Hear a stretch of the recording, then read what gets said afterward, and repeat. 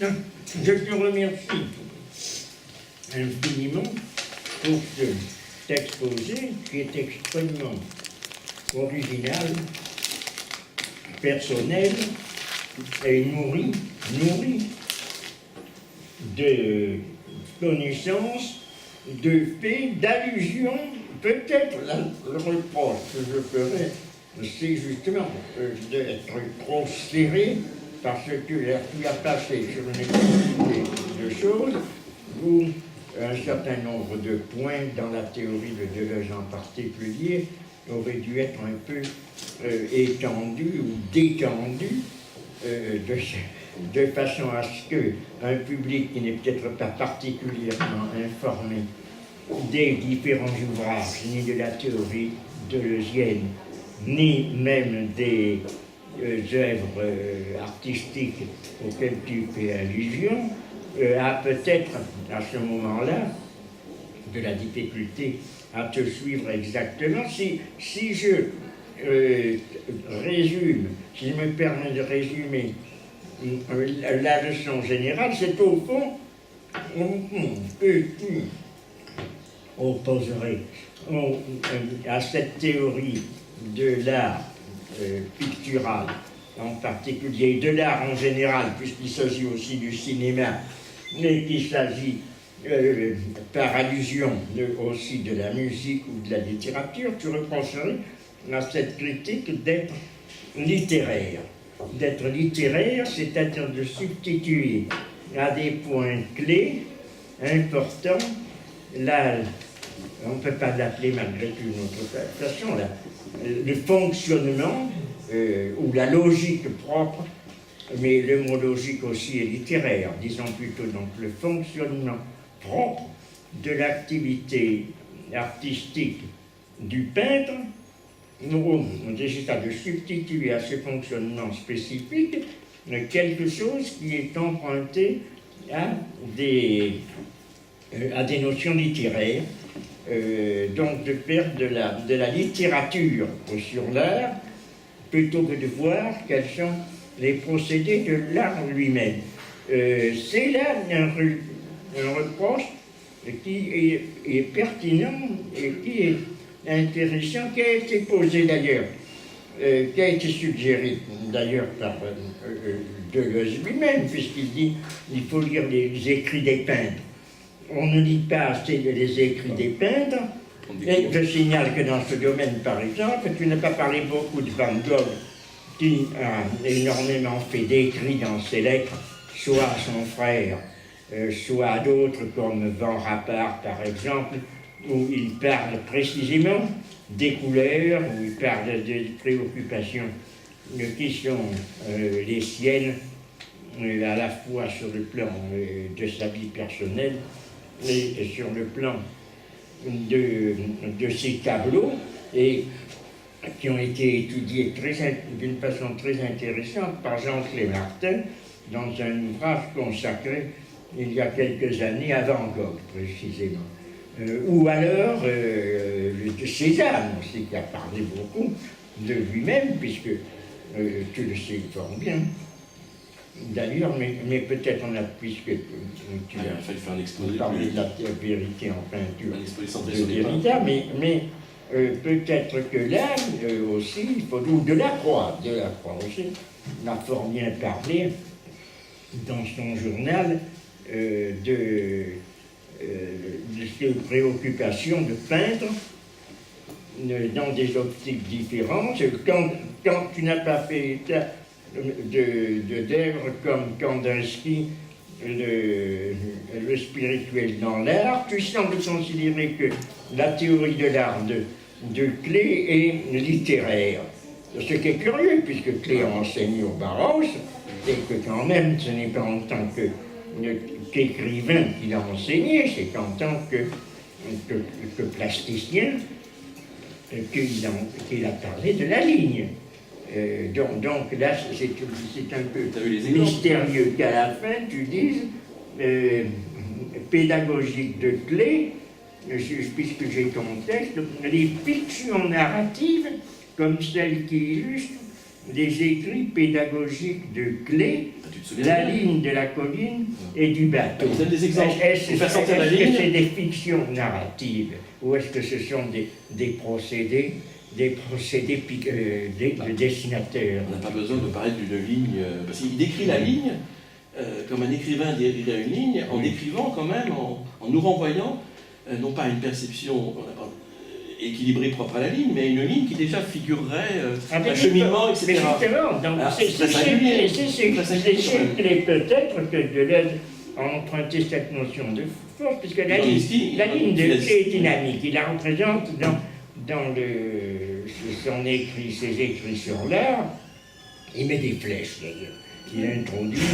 Il aussi met des flèches. Il introduit bien du littéraire, puisque mais le littéraire, par exemple, dans l'introduction des lettres, je sais pas, le R, le quart, n'importe quoi dans les tableaux, que Clé a utilisé, d'autres aussi. Je ne sais pas, Rauschenberg, je sais pas, il y en a d'autres qui ont utilisé la lettre. Bien qu'on est loin de... Que devient cette des lettres chez Braque, justement, les lettres chez Braque. C'est vraiment pour écrire un accent, il le dit lui-même. C'est pas pour faire du sens dadaïste. Les dadaïstes vont se précipiter là-dessus. Mais eux, dans leur aplat de papier découpé, ou dans leur reproduction au pochoir même, d'une écriture de journaux, c'est les premiers à avoir fait ça. Et ils l'ont fait pourquoi? Ils l'ont fait pour densifier la composition. Pas pour créer une évocation poétique d'un monde comme ça, de journaux froissés, de pipes et de méditation poétique.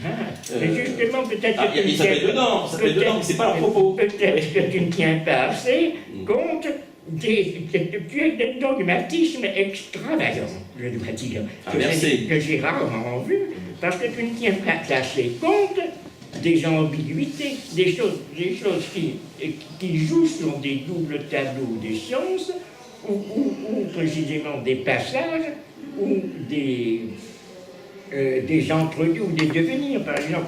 En fait, je dis un dogmatique. Donc, j'appelle dogmatique. Je recadre. Le fait de dire je sépare quelque chose et j'exclus quelque chose d'autre. Et quand tu parles du papier collé ou du journal collé, il y a justement ce double jeu qu'on voit très bien chez Braque, chez Picasso, quand ils ont introduit cela, je ne sais pas si c'est l'un ou c'est l'autre qui l'a introduit. C'est-à-dire qu'on joue à la fois sur le fait que ce sont des journaux, mais à la fois aussi sur le fait qu'on les traite uniquement dans leurs éléments formalistes. Donc on ne se préoccupe plus que ce soit du journal, ça peut être aussi bien que le réclame. C'est des accents les lettres. Dans Ernst, c'est un peu différent d'ailleurs, parce qu'il joue davantage sur les sens et les oppositions, mais tu as l'air c'est des accents graphiques, ils l'ont dit, c'est des accents graphiques. Oui, c'est ça. Ils ont envie de faire ça. Je m'arrête donc, C'est sûr, c'est bien qu'en composition, à un moment donné, était proche d'une dissolution. Donc l'aplat qu'il a introduit comme ça, d'ailleurs dans une maquette gouachée, plutôt dans une peinture, Braque le premier, c'est pour densifier ce qu'ils avaient et maintenir ce qu'ils avaient déjà analysé d'une forme, selon leur registre qu'ils avaient inventé, un registre public donc bien connu maintenant. Mais lorsqu'il introduit lui-même par la suite, le premier là aussi, un petit élément de reconnaissance justement, d'imitation apparemment, mais c'est aussi un point d'accentuation, on appelle ça accentuer un croquis ou une peinture, faites des accents pour mieux lire une forme dans ses rapports plastiques, parce que, encore une fois, ce que j'essaie de dégager, c'est aussi un langage de peintre, souvent recouvert par le discours littéraire, parce que les peintres eux-mêmes parlent en littéraire une fois sur deux, il ne faut pas dire plus.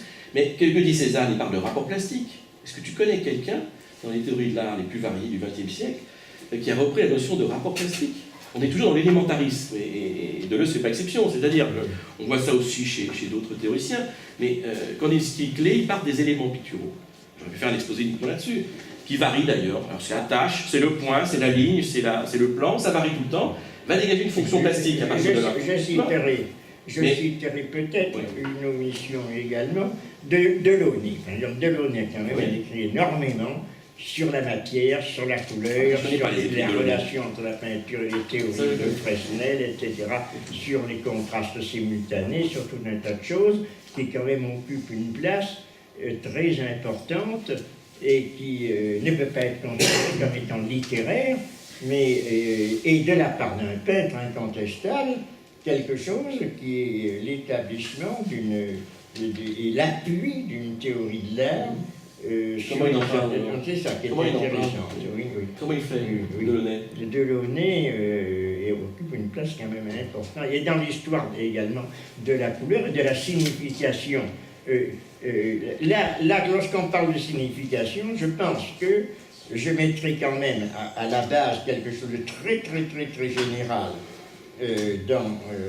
qui est une phrase de Deleuze et Guattari relativement à la peinture et à l'art pictural, que tout son processus, relativement à la signification au sens propre du terme, c'est-à-dire quand on parle de la signification d'une peinture, on parle de ce que ça représente, c'est-à-dire quelles sont les scènes ou les objets ou les scènes historiques, que c'est une activité qui entre dans le cadre très général de la déterritorialisation et que les problèmes qu'il pose sont précisément des problèmes complexes, multiples, qui ne sont pas, ces deux-là ne sont pas traités d'une façon dogmatique, je pense, de certaines formes de reterritorialisation que l'on voit en particulier chez Bacon.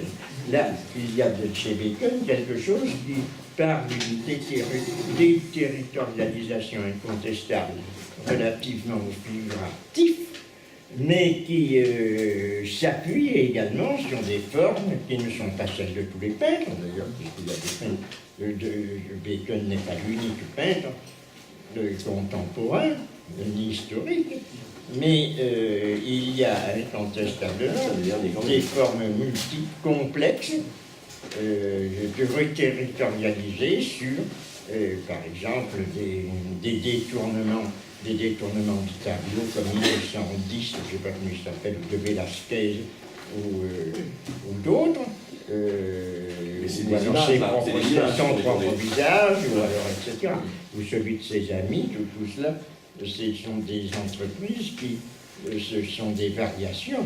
Donc il a un registre formel, surtout, j'ai essayé d'écrire. Il a un registre formel, c'est un des derniers, on voit très bien ce qui ne s'est pas. Parce que tu étais contre aussi ce clivage que je faisais, et qu'on peut faire encore très nettement, entre Bacon et par exemple Stéphane Grzezinski, un homme de support surface. On peut faire un clivage très net entre Magritte et Matisse, entre Chirico et puis Picasso, David, Picasso. Les gens qui travaillent la forme et d'autres qui travaillent l'image. Étant entendu que et tout le monde travaille le sens, mais il y en a qui sont spécialisés dans la vie et le sens. Un peintre peut être totalement indifférent d'un premier temps au sens et à la vie, mais qui est en dehors de la vie, le sens. La vie et le sens passeront de toute façon. Ils seront même certainement tout à fait présents dans un travail de pur plastique. Mais ce que tu pointes comme un dogmatisme, tu sais qu'il y a un dogmatisme qui est très fort aussi de l'autre côté.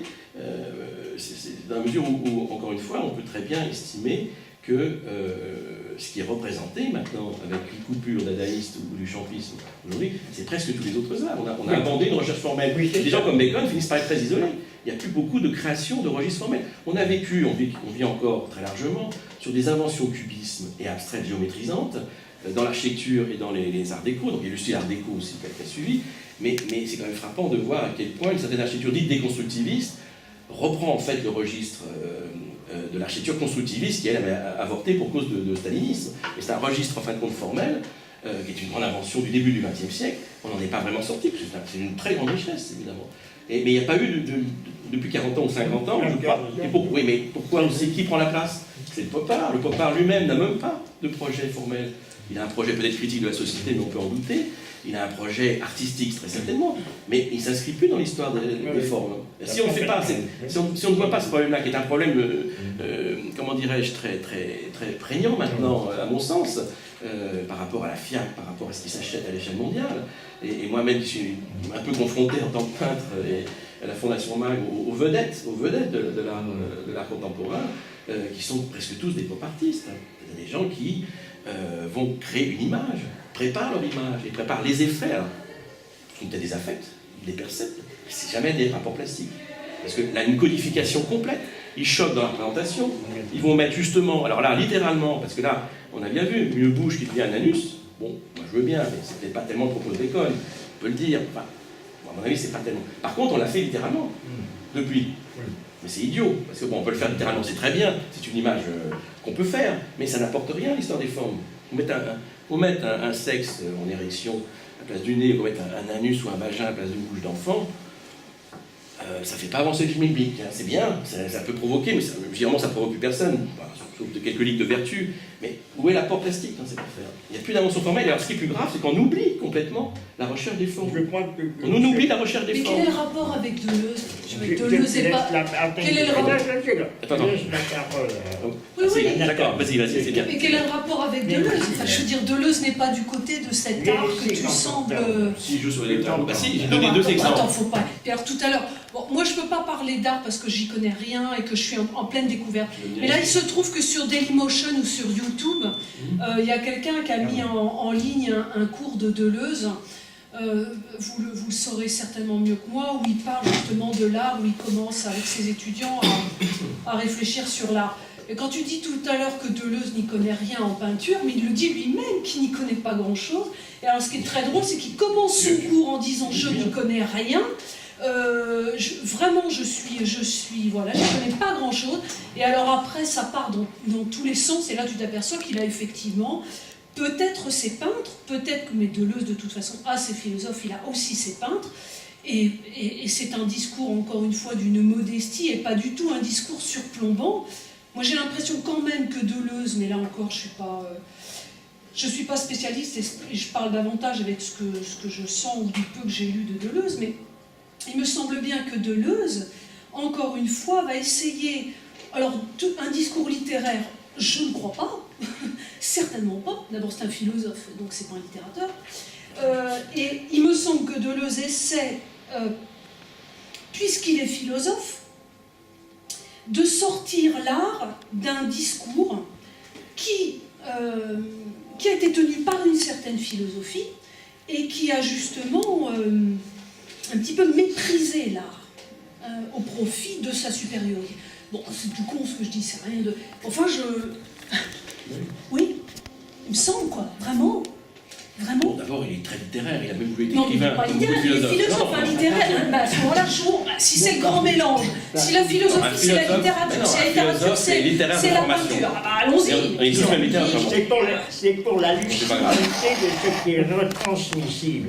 Si tout le monde parle ensemble... Là, je te réponds. Je laisse la parole tout de suite après. Enfin, je veux dire, là, je tiens... Tu as avancé trois choses qui paraissent tout à fait... Un minimum d'ordre. Donc, c'est moi quelqu'un d'autre qui donne la parole. Je Quelqu'un d'autre donne veut la intervenir. parole à Nathalie qui conclut son intervention. Tu lui répondras. Si quelqu'un d'autre a parlé, y compris moi-même, on le fera. Mais si l'on parle l'un sur l'autre, il est incontestable. J'allais lui répondre. Personne ne comprendra. Je sais pas. Tu avais fini, Nathalie, tu avais fini. Oui, non, c'est simplement ça. Bon, encore une fois, j'ai pas du tout un discours de spécialiste et de connaisseuse, pas du tout. J'ai tout à apprendre là-dessus, mais moi, il me semble, moi, je ne peux parler que de moi, quand je vois des tableaux, enfin, je veux dire, le jaune de Van Gogh, c'est le jaune de Van Gogh.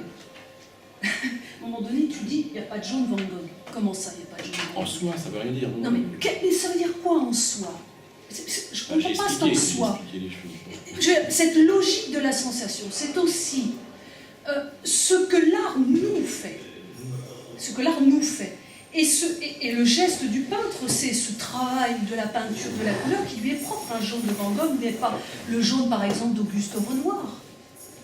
Et moi, en ce moment, je lis beaucoup Auguste Renoir et ses écrits. Franchement, je ne sais pas si Deleuze en a parlé, mais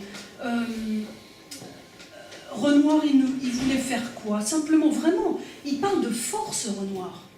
Il parle de rendre la force de carnation d'une femme. Il parle, et il choisissait ses modèles pour... Enfin, ses femmes, il les choisissait, ou plutôt sa femme lui apportait ses modèles, en fonction de cette carnation qu'Auguste Renoir allait essayer de rendre. Donc, enfin, je veux dire... Bon, peu importe, là je parle beaucoup, pas du tout philosophiquement, c'est pas important. Tu sais qu'il y a un mot de Renoir que je n'ai pas retrouvé, qui est terrible, qui est même un mot pour Derrida, explosif pour les philosophes. Parce qu'il ne faut pas oublier que les impressionnistes, c'est très antilittéraire. Ça, on s'est bien gardé de le reprendre. Qui, quoi? Les impressionnistes étaient très antilittéraires. Absolument, bon, tout à fait. Savoir ce que ça veut dire. Parce que sur Alice, c'est bien marqué. Alors, que dit Renoir? Il dit la littérature, ennemie née de la peinture. Oui, Attends, je me souviens, je sais pas si tu vois. effectivement. Ennemi né de la peinture, ça veut dire soit un ennemi de toujours, un ennemi fraternel, un ennemi intime, un frère ennemi, enfin, un frère, pas moi, et peut-être un ennemi né de la peinture elle-même, ce qui est tout à fait étonnant. Tout à fait étonnant. Bon, voilà, ça c'est un débat philosophique. Ouais. Mais quand tu dis qu'il n'y a pas de jaune, comment dirais-je, que ce jaune de Van Gogh, il est évident. Mais, encore une fois, quel jaune? Il y a 36 jaunes chez Van Gogh. Alors, bizarrement, on a l'unité. Il y a le jaune de Van Gogh. Un jaune des tournesols. Bah, il y a un 36 jaune dans il y a les plein de jaunes de tournesols. tournesol. En fait, il y a une gamme colorée, si on veut être honnête. Et cette gamme colorée nous saute aux yeux, parce qu'évidemment, le jaune domine. Mais c'est pas le jaune qui domine, c'est la tonalité en jaune, en ocre. Il fait que tout le monde dit le jaune de Van Gogh. Mais c'est parce qu'il y a une dominante jaune. Mais alors, tu refuses et ça, quand ça n'est même pas... un petit peu le langage non spécialiste de Deleuze sur la peinture, c'est ça que tu C'est refuses. pas non, en là, fait. c'est le sens commun. Il ne tient pas le langage spécialiste, mais il n'est pas spécialiste, il est Oui, en philosophe. tout cas, il se permet d'écrire Donc, sur la littérature arrêtons. avec son ambition de philosophe, sur la peinture sur l'ambition de philosophe, ce qu'il n'aurait pas fait sur la musique, parce que là, la musique a sa connaissance Non, technique attention, Deleuze très précise. expliqué sur la musique. Non, non, hein. non, pas autant. Il a dit que ça lui semblait une des choses les plus Il difficiles. n'a rien écrit, il n'a rien écrit. Et en général, on Oui, écrit mais- sur les arts plastiques parce que c'est plus facile. Tout le monde écrit sur les arts plastiques. Hein. Qui n'a pas écrit sur les arts plastiques et sur la peinture? Quel est l'écrivain qui n'a pas écrit sur Tu la vas peinture et la vite, peinture? hein, dis donc, tu traces des autoroutes, hein. Mais Pas la qui- serpent. Mais alors que des gens comme Adorno, qui était musicien de formation d'ailleurs, aussi, savaient de quoi il parlait de musique évidemment, était d'autant plus méfiant à l'égard de ce qui allait prendre forme comme un tout à l'art, un art qui mélange les genres, mais qui est une loi du genre, à mon avis littéraire, encore une fois, d'œuvre totale, de recherche de l'œuvre totale, légitime pour un poète, encore une fois totalement légitime, et qu'on oublie comme une spécificité du poète. Et quand tu dis qu'un philosophe n'est pas littéraire, mais je ne connais pas un philosophe de formation littéraire qui ne soit pas, au fond de lui, soit un poète rentré, soit un romancier rentré, d'ailleurs ça le démange, ça ressort toujours dans son œuvre, et sa sensibilité littéraire est suffisamment grande pour que l'art littéraire en général soit sa référence comme art, et quantitativement et qualitativement. Et Deleuze ne fait pas exception. Et ça se comprend, ça me paraît légitime. Et parce que, d'une certaine manière, on est plus formé en littérature, modestement, parce qu'on a tous été à l'école pour apprendre un peu à apprécier des textes dits littéraires, et on a continué. On a très peu de formation plastique, d'autant plus cette formation a connu une révolution qu'aucune autre forme d'art n'a connue, dans son enseignement et ses murs en porte-témoignage, qu'on appelle les arts plastiques, et qui tiennent compte des révolutions esthétiques les plus radicales, et parfois même les plus dogmatiques, au point de liquider purement et simplement bonne vieille peinture au nom d'une critique du passéisme, au nom d'une critique de la convention, de la tradition, alors que les autres arts, y compris les plus radicaux des années 60, les telkélistes qui ont supprimé, que je sache, plus d'une fois un certain nombre de règles de syntaxe, en tous les cas la ponctuation, sont revenus très étrangement à la ligne, si je puis dire, et sont revenus à une forme d'écriture qui pourrait paraître, après coup, très convenue. Mais là, dans l'enseignement des arts plastiques, on a passé en philosophie, dans une formation pas traditionnelle, mais classique, nos philosophes, nos chers grands philosophes, n'ont pas d'ailleurs ce problème-là. Il y a une continuité entre la formation éternelle depuis Platon, renouvelée justement avec une réinvention extraordinaire, et puis nos philosophes contemporains.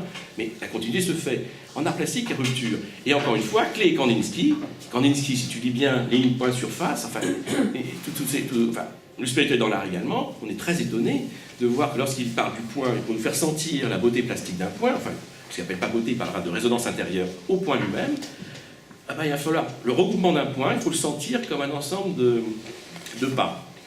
Et de pas d'une danseuse. On n'avait pas besoin de cet exemple-là.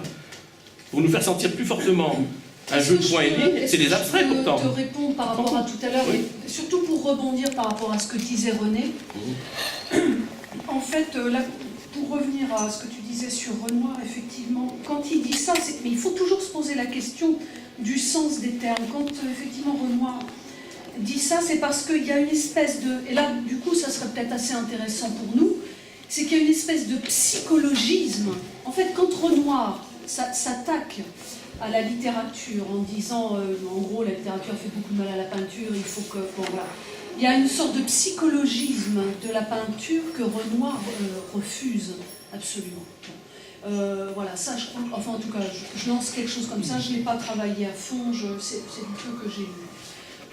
Bon, quant à la musique chez Deleuze, effectivement, n'a jamais écrit sur la musique, mais ce que l'on sait, c'est qu'il en écoutait énormément et qu'il disait, d'ailleurs moi ça m'intéresse, parce que François Châtelet disait la même chose, c'est que ça lui semblait à Deleuze, et Châtelet dira de même, que ça semblait très très difficile d'écrire sur la musique. Vraiment très très difficile. Quand tu dis tout le monde a écrit sur la peinture, c'est pas la question. La question c'est comment on a écrit sur la peinture en philosophie à partir d'un certain moment. C'est toujours la question de l'histoire. On peut dire ce qu'on veut. Bon, mais je crois que tu es très... Voilà. Non, c'est une question de déterritorialisation, comme disait René. Il a absolument raison. Voilà. Alors après, que le philosophe ne soit pas un spécialiste en peinture et en musique, bien sûr, comme le dit très simplement Deleuze, il a déjà tellement de travail à faire en philosophie. Mais en quoi il n'aurait pas le droit, justement, de dire quelque chose sur la peinture? Ça serait quoi, ce truc? Apparemment, il a pris le droit de l'écrire. Encore une fois, je n'empêche personne, mais j'essaie de voir ce qui a été fait. J'essaie de voir ce qui a été fait. On ne va pas se mettre à genoux parce que Deleuze a écrit sur la peinture. Là, tu défends Deleuze, très bien. Mais oui, parce qu'il est injustement attaqué, en plus, sans problématiser les choses. Très rarement, même jamais. Et la plupart des plasticiens sont tellement contents d'utiliser les philosophes, c'est même une spécialité de la formation des gens d'art plastique. Tu n'aimes pas les philosophes, on le sait. Ça, j'aime pas les philosophes. Oui, la dernière fois, tu as dit que tu te méfiais énormément de la philosophie. J'aime trop, mais bon, c'est pas grave. Un mauvais procès. Donc, sur la question. J'aime trop la philosophie. Peut-être sur la question. Je voudrais introduire une autre question, avant de donner la parole. Mais juste parce que il semble que dans ce qu'on peut appeler tes exclusives que tu fais à l'égard de la critique, de certains points de la critique deleuzienne, tu exclus la signification de peindre les forces, qui était incontestablement un point central, sinon le seul, sinon le point central, dans son livre sur Bacon. C'est le chapitre 8 qui s'appelle « Peindre les forces », page 40, c'est page 39 de l'édition originale. Alors, et il dit justement qu'un des points fondamentaux de la peinture, c'est de peindre ces forces invisibles. Est-ce que c'est... Je vous renvoie au texte parce qu'il est très intéressant, mais on n'a pas ici le loisir de l'analyser, mais peut-être est-ce moins littéraire que tu ne penses, c'est-à-dire ça appartient aussi, cette idée appartient très bien au texte littéraire. C'est Van Gogh, tu le trouves en permanence, cette intention de perdre les forces. C'est Glaise, par exemple, aussi, qui a dit le problème, je crois que c'est Glaise, si je ne me trompe, ou peut-être un autre, qui a écrit que le problème de la peinture contemporaine, c'était de peindre ce qu'il appelle la quatrième dimension. La quatrième dimension, c'est précisément quelque chose qui n'appartient pas du tout à la surface plane, ni à la surface cubique, puisque c'est quelque chose qui est justement sinon la force, du moins le temps. La quatrième dimension, c'est précisément ce qui échappe, ce qui fait partie de ce complexe espace-temps que et également dans un domaine qui est un peu extrapictural, des artistes comme Marinetti en Italie ont exprimé aussi comment peindre la vitesse. Et cette idée de peindre à la vitesse est très constante dans l'intention explicite des peintres contemporains. On ne peut pas exclure cette idée-là. La vitesse n'est pas une force, mais c'est précisément quelque chose qui n'appartient pas à... Elle est visible d'une certaine manière, mais elle n'appartient pas à la représentation générale de l'art classique, puisque le mouvement est toujours arrêté. Vous voyez la célèbre analyse dans un domaine qui est très très proche de Freud sur Michel-Ange, sur la statue de Moïse, et dans le mouvement arrêté, et son idée très intéressante que c'est un mouvement arrêté, justement, c'est la fin d'un mouvement, donc le moment où il peut entrer dans l'art plastique. Mais le mouvement lui-même ne peut pas entrer. Mais toutes les préoccupations des expressionnistes, de l'école de Kirchner ou autres, ou enfin d'autres, Kandinsky aussi, du Blauer Acteur, ça a été, entre autres, et aussi d'ailleurs les publics, de peindre justement le mouvement, de peindre la vitesse, de peindre le temps, justement, qui n'est pas visible, de le peindre, il commence par dire de peindre la pesanteur, par exemple, puisque justement il prend un exemple chez Millet, et la façon dont on sent la pesanteur dans la manière dont les paysans portent les pommes de terre, chez Van Gogh aussi, et le mouvement des cyprès, le vent totalement invisible et totalement visible dans les cyprès de Van Gogh, ou dans ses corbeaux noirs, ou dans ses blés, et Artaud, qui a remarquablement exprimé et traduit littérairement, cette fois, dans son texte sur le suicidé de la société.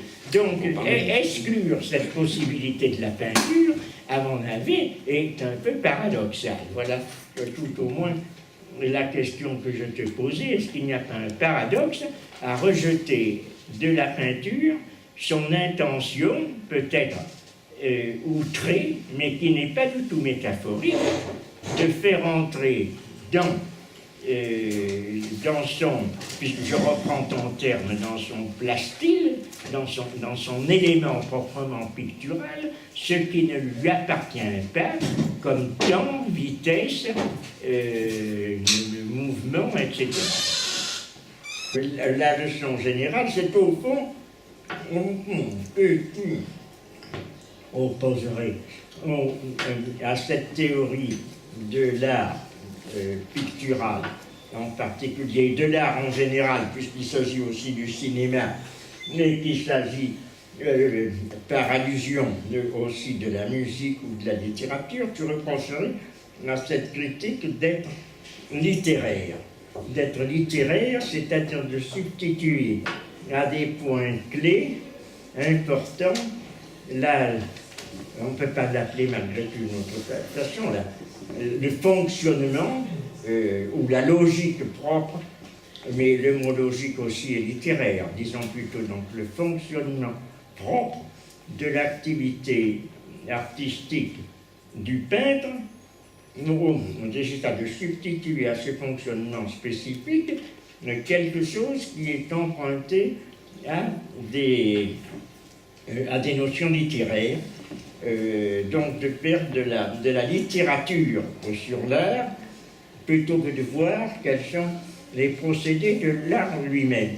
Deleuze en particulier aurait dû être un peu étendu ou détendu de façon à ce qu'un public qui n'est peut-être pas particulièrement informé des différents ouvrages, ni de la théorie deleuzienne, ni même des œuvres artistiques auxquelles tu fais allusion, a peut-être à ce moment-là de la difficulté à te suivre exactement. Si je résume, si je me permets de résumer, c'est là un reproche qui est pertinent et qui est intéressant, qui a été posé d'ailleurs, qui a été suggéré d'ailleurs par Deleuze lui-même, puisqu'il dit qu'il faut lire les écrits des peintres. On ne lit pas assez les écrits des peintres, et je signale que dans ce domaine, par exemple, tu n'as pas parlé beaucoup de Van Gogh, qui a énormément fait d'écrits dans ses lettres, soit à son frère, soit à d'autres comme Van Rappard par exemple, où il parle précisément. Donc, je te remercie infiniment pour ce exposé qui est extrêmement original, personnel et nourri de connaissances, de faits, d'allusions. Peut-être le reproche que je ferais, c'est justement d'être trop serré parce que tu as passé sur une quantité de choses ou un certain nombre de points dans la théorie.